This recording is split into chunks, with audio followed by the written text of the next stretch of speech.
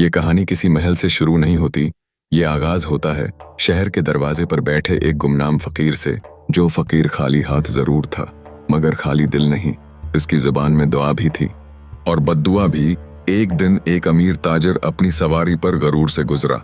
फकीर ने आहिस्ता से कहा, अल्लाह के नाम पर कुछ दे दो। ताजर हंसा और तंज से बोला, काम करो तो मिलेगा। साथ ही उसने फकीर को कोड़े से धक्का दे दिया। फकीर की आंखों में आंसू आ गए, दिल टूट गया और बेअख्तियार उसके मुंह से निकला, या अल्लाह, उसे वो दुख दे जो उसे तेरे दुर की पहचान करा दे। वक्त गुजरा, वही ताजर बीमारी, नुकसान और तन्हाई में सब कुछ हार गया। दोस्त छोड़ गए, दौलत खत्म हो गई। एक रात वो उसी शहर के दरवाजे पर टूटे दिल के साथ बैठा था जहां कभी फकीर था। अचानक वही फकीर नजर आया। ताजिर रो पड़ा, कदमों में गिर गया। बाबा, मैंने जुल्म किया था, मेरा गरूर, मुझे माफ कर दो। फकीर कांप उठा।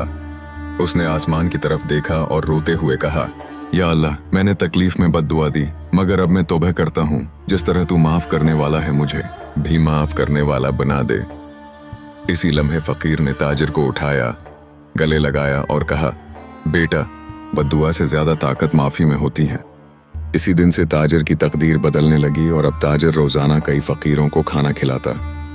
कहानी पसंद आई तो like, subscribe, share and comment जरूर करें।